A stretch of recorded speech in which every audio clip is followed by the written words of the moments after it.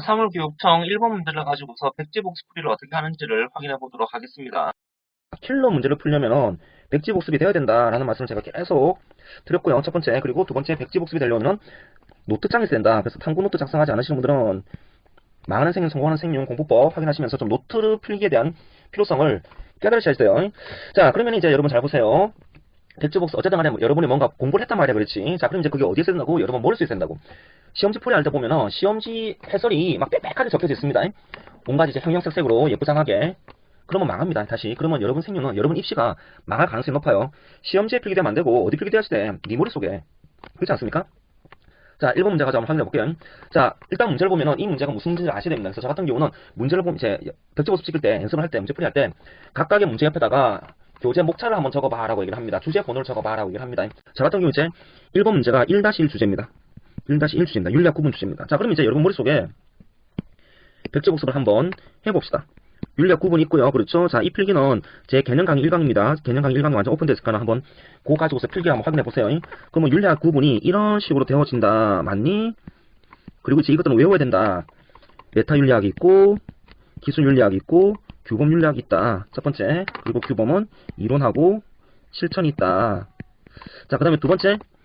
요 빨갛게 표시된 요걸 외우라. 시험에 안 나오더라도. 그래서 이것 가지고 요게 개념 포인트고, 그 다음에 여러분 암기의 포인트고, 여러분 독해 포인트가 되어진다. 그래서 본인의 내피셜이 들어가지 않으면 이 포인트대로 외우셔야 돼요. 다시 이것대로 외우고, 그 다음에 이제 이것대로, 이 포인트대로 푸셔야죠. 메타윤리가 이제 A라고 할게요. 예. 메타윤리 A라고 하면은, 요게 1, 2, 3 필기 됐을 거예요. 기술윤리 B라고 하겠습니다. 규범윤리를 C라고 하고, 이론윤리를 C1, 실천윤리를 C2, 이렇게 얘기를 할게요. A, B, C, C1, C2. 요게 해당하는 것까지 제가 외우라 했습니다. 저 같은 경우 이제 요걸 외우라고 했어요.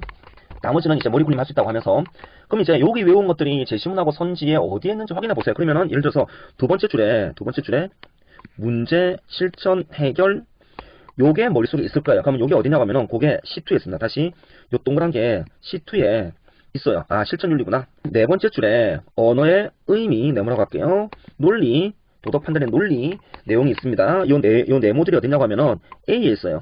A에. 참고로 의미는 A3에 있고, 그 다음에 논리는 A2에 있습니다. 저 같은 경우는 그렇습니다. 아, 그럼 요게 이제 메타구나. 메타구나. 그래서 실천윤리가 여러분 유형세에 의하면 이제 판단하는 거죠. 이거 나구나.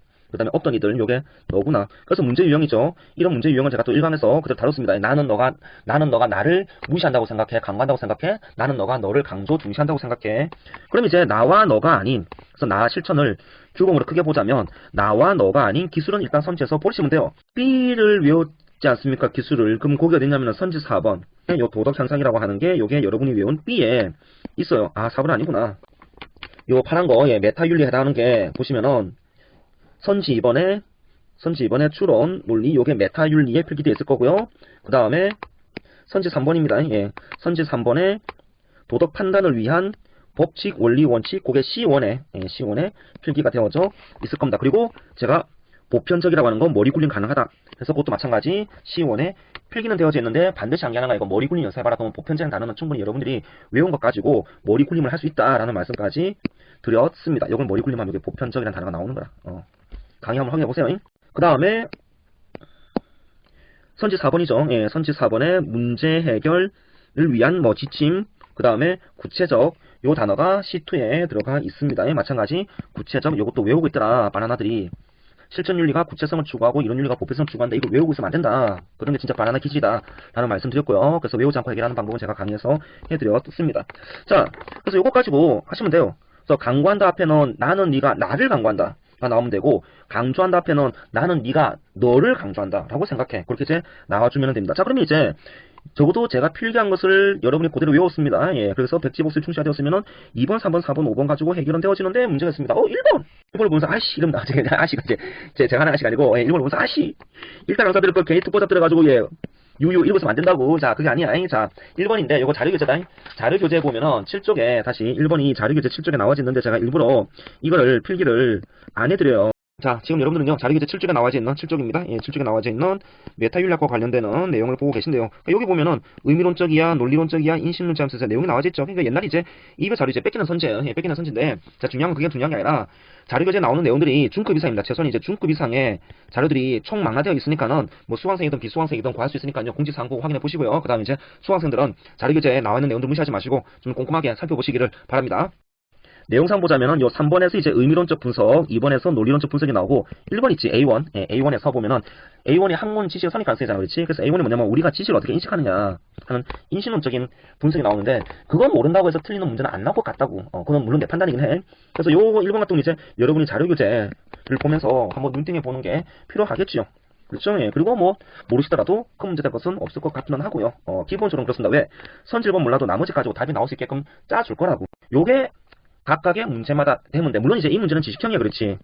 그래서 독해형이 분명히 있어요. 그렇지. 실무국 푸는 문제들이 있어, 그렇지. 그래서 독해형 같은 경우는 이제 뭐 바나나 강의로 해결하면 되고, 그거는 지식형 같은 경우는 이제 이런 식의 것을 확인 작업하면서 여러 번 노트입니다. 노트에서 부족한 부분들, 그렇죠. 예, 노트에서 이제 못 외운 부분들 체크를 해가지고 다시 한번 뭡니까? 그걸 백지복습하는 작업을 한 번 더 하는 게 그게 이제 문제를 분석하고 반성하는 거라고. 자, 그게 백지복습 풀이가 되겠습니다. 자, 1번 문제 어렵지 않습니다. 많은 1번 문제처럼 예를 들어서 뭐 킬러 문제들이죠.